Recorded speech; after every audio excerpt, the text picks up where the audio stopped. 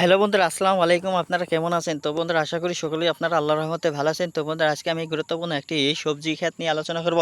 তো বন্ধুরা, আপনারা যে ক্ষেতটি দেখতে পাচ্ছেন, মূলত এটি হচ্ছে সবজি ক্ষেত।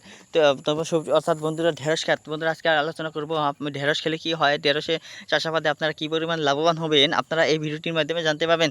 তো বন্ধুরা, তার আগে যারা আমাদের এই চ্যানেলটিকে সাবস্ক্রাইব করে না নিয়েছেন, তাহলে বন্ধুরা অবশ্যই আমাদের এই চ্যানেলটিকে সাবস্ক্রাইব করে নেবেন এবং পাশে থাকা বেল আইকনটি অন করে দেবেন। তারপর হলে আপনারা বিভিন্ন ধরনের গুরুত্বপূর্ণ শাকসবজি এবং কি বিভিন্ন ধরনের উপকারী সবজি নিয়ে আপনাদের কাছে ভিডিওগুলো পৌঁছে যাবে। তো বন্ধুরা, অবশ্যই আপনারা স্ক্রিনের মধ্যে যে সবজিটি দেখতে পাচ্ছেন, তো মূলত বন্ধুরা একটি খুবই উপকারী একটি সবজি। তো বন্ধুরা, এই সবজিটির মধ্যে অর্থাৎ ঢেঁড়সের মধ্যে যে পরিমাণ আঁশ ও ফ্যাট রয়েছে, তো বন্ধুরা এই আঁশ এবং কি বিভিন্ন ধরনের জিঙ্ক উপাদান রয়েছে, যা খেলে বন্ধুরা আপনাদের এই শরীরের জন্য ও স্বাস্থ্যের জন্য খুবই উপকার বয়ে আনবে। তো বন্ধুরা, যারা এই সবজিটি নিয়মিত সেবন করেছে, তারা কিন্তু বন্ধুরা 100% কার্যকারী উপকার পেয়েছে।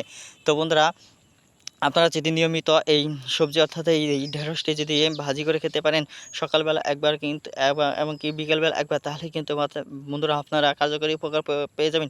তো বন্ধুরা, এই সবজিটির মধ্যে প্রচুর পরিমাণে ভিটামিন রয়েছে, যা নাকি আপনাদের জন্য ভিটামিনের অভাব দূর করবে এবং কি বন্ধুরা আপনারা আপনাদের রোগ প্রতিরোধ ক্ষমতা বৃদ্ধি পাবে। তো বন্ধুরা, অবশ্যই আর বন্ধুরা, আমি আজকে আলোচনা করব যে বন্ধুরা এই ঢেঁড়সে আপনারা কীভাবে চাষাবাদ করবেন, রোপণ করবেন আপনাদের জমিতে।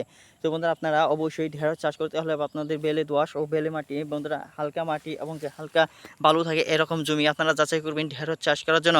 তাহলেই কিন্তু বন্ধুরা আপনারা খুব সহজে আপনাদের জমিতে ভালো ফলন দেখতে পাবেন এই ঢেঁড়সের।